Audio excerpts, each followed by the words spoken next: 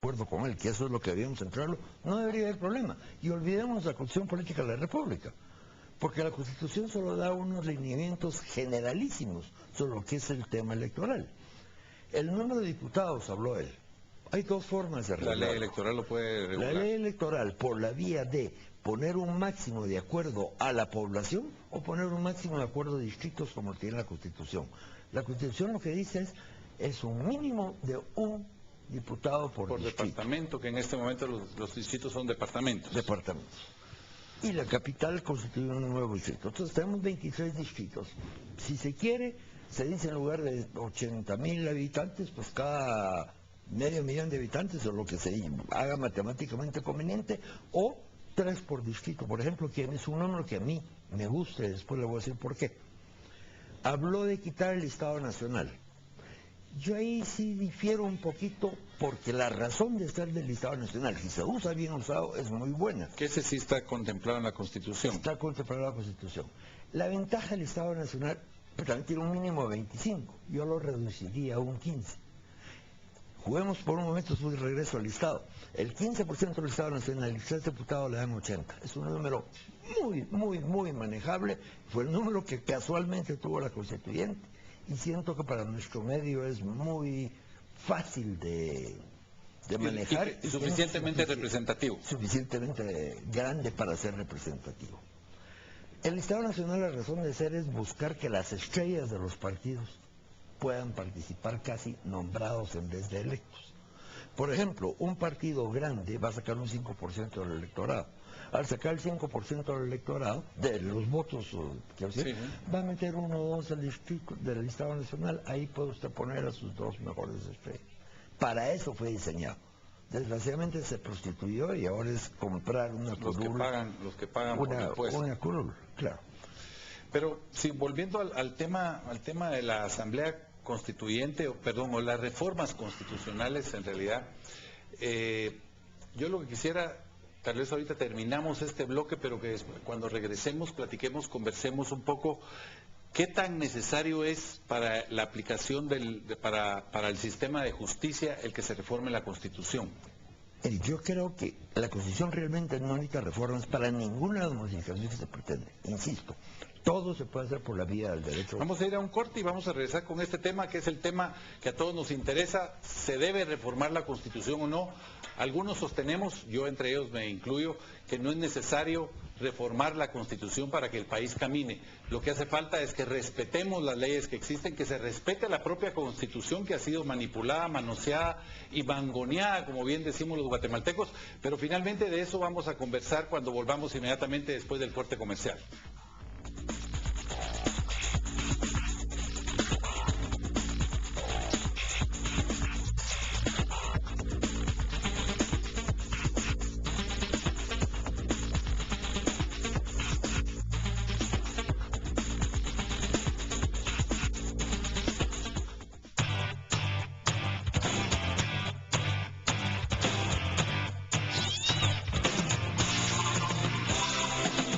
No cabe duda, Dios es argentino y qué gordito. Algo bien hice en la vida porque me está premiando.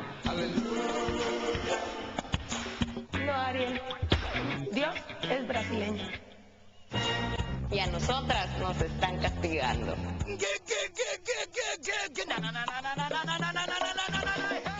No somos ángeles. Lunes a viernes, 22:45 horas en vivo, para terminar el día antes que se termine el mundo.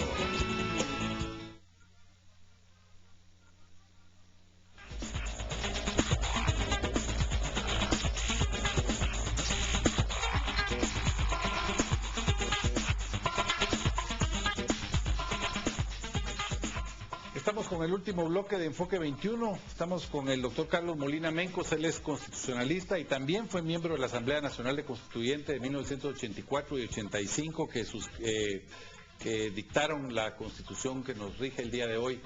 Carlos, estábamos hablando del tema, uno de los aspectos que ha mencionado el presidente Otto Pérez, y otras personas que señalan que hay que reformar la Constitución. Entre eso está el tema de justicia que estábamos hablando anteriormente. usted sostenía que se puede arreglar por medio de leyes regulares, normales. Tal vez el único cambio que sí podría necesitar, pero tampoco es tan natural, sería dejar la presidencia de la Corte como era antes por el periodo total de la Corte y no anual. Desgraciadamente esa fue una de las reformas constitucionales que se hicieron en la Constitución. Ese es mi miedo a la reforma. Las reformas siempre son casuísticas y dirigidas. Ahora, mire, hay dos cosas que yo creo que hay que tener en mente cuando uno piensa en la Constitución. Número uno, una Constitución, su razón de ser es proteger al individuo de los abusos del Estado. Y eso es muy sólido en nuestras Constitución. Entonces, no podemos entrarle a una modificación que sea darle más poder al Estado. Y quitarle más poder, yo creo que ya sería demasiado quitarle. Creo que esta Constitución tiene suficiente balance para darle los derechos al individuo de poderse realmente defender en contra de abusos del Estado. Que hay cosas que no se cumplen. Por ejemplo, hay un principio toral que lo tiene la Constitución. Toda persona es libre de hacer lo que la ley no prohíbe, pero el Estado solo puede hacer aquello para lo que expresamente está facultado. Pero vemos un Estado que constituye un fideicomiso sin estar facultado. Yo les tengo alergia a los fideicomisos, como usted sabe. Tengo un Estado que me hace transferencias que no solo no está facultado, sino que las tiene prohibido hacer. Ese ha sido el problema. La violación constante a la Constitución y a las leyes del país. Empecemos a analizarla, a estudiarla y aplicarla. Y las modificaciones de administración se pueden hacer o administrativamente o por derecho común. Hay quienes sostienen que todo esto de la reforma constitucional pudiera ser un velo para otros problemas. La pregunta en el fondo ¿es fácil una reforma constitucional? Yo diría que no, y es más, hasta ahorita no he visto una reforma que alguien diga, ahí va. De lo poco que se ha oído, por ejemplo, es el voto unipersonal, que sería bueno, pero tampoco necesita la reforma constitucional, lo puede hacer por ley electoral. La Constitución no lo prohíbe. Mire, a mí lo que me da miedo es que yo sé dónde va a empezar esta reforma, por toda la menor idea de dónde va a terminar. Y yo sí me atrevo a preguntarle a la población en general, ¿estarían ustedes dispuestos a darle la facultad al actual Congreso para de que nos cambien la totalidad de la Constitución y decidir que necesita cambios y que no? Yo no lo haría. Yo realmente no lo haría. Creo que podemos vivir muy cómodamente con ella. Creo que cubre todas las necesidades de garantías individuales, que es lo que realmente me preocupa. Hay que recordar que tuvimos dos intentos de reforma. Uno fructificó, que fue en 1993-94, sí. Después del autogolpe de Jorge Serrano, y luego la reforma que pretendió y fracasó el presidente Arzú. Pero fíjese que ahí, ¿por qué fracasó? Fracasó primero porque el Congreso sobremanoseó. Y lo que eran 16 reformas, que eran inoperantes también, porque eran pésimas. ¿Por qué eran pésimas? Porque eran unilaterales y dirigidas, eran todo a favor del grupo guerrillero. Y lo viene el Congreso y esas 16 propuestas la eleva a 51. ¿Quién iba a entender 51 reformas electorales? Constitucionales. Y había contradicciones entre ellas, y eso es lo que va a pasar otra vez. Yo sí creo que si llega a llegar a entrarle a las reformas, el pueblo va a decir que no. Y ya estamos por terminar el programa, pero fundamentalmente yo he venido viendo con preocupación desde el último proceso electoral que si el país no cambia su sistema de partidos políticos, y me refiero principalmente al financiamiento de los partidos políticos y la fiscalización de los fondos que reciben, nunca vamos a cambiar, porque hay ahora un expresidente que habla que la guayaba tiene dueño. El problema es que los partidos políticos tienen dueños, no hay partidos políticos consistentes, y mientras no haya un financiamiento sólido y fiscalizable absolutamente, no vamos a tener un distinto sistema político. Mira, hubo un cambio que no sé cómo se dio ni por qué se dio. Pero cuando yo era patojo, había partidos políticos. Buenos o malos, o nos gustaran o no nos gustaran, pero digamos, el Partido Comunista. Había ideologías también. El Partido Comunista era un partido. Medio legalizado, pero era un partido y un partido muy bien organizado. El MLN era un partido político. La Democracia Cristiana. La Democracia Cristiana, el PR era un señor partido. O sea, había verdaderos partidos políticos. Y cuando usted se metía con los pequeños que estaban naciendo bajo esa misma base. Lo primero que se pensaba era la ideología, la afinidad y la búsqueda de alguna posición ideológica dentro del país, con un plan o una visión de país. Tal vez una de las deficiencias que tuvimos fue ese traslape que se dio después de los gobiernos militares a los nuevos periodos democráticos, donde nos vimos bajo partidos caudillistas. No sé, eso o la falta de respeto. También hubo demasiado golpe de libertad, digámoslo así, y la libertad puede traer un poquito también, de libertinaje, entra la corrupción, luego nos entra el narco. Tenemos una serie de problemas ahorita que tenemos que retomar valores, creo yo. Y en cuanto a los partidos, tienen que retomar la representatividad. Un partido sin representatividad está muerto. O sea, todo individuo debe sentirse representado por algún grupo para votar con ganas. Porque ahora mucha gente no vota o vota porque no tiene más remedio. Pero mire, la constituyente, 86% de la población se va a votar y hace cola y lo hace con placer. Y después vota un 20-25% de la población del empadronado.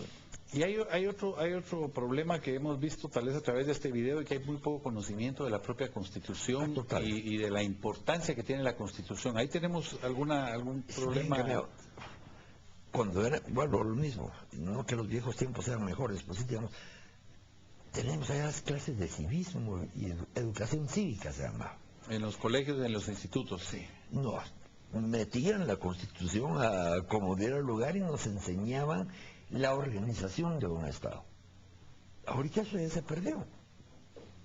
Sí, las matemáticas son más importantes. Carlos, estamos terminando. En conclusión, creo que compartimos, no es necesaria la reforma de la Constitución.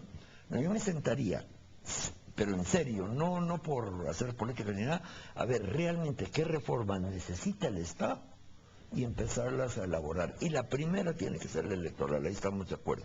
La segunda, la de justicia, nadie lo va a negar. Pero no hay necesidad de tocar la Constitución para lograr ambas. Pues muchas gracias, Carlos.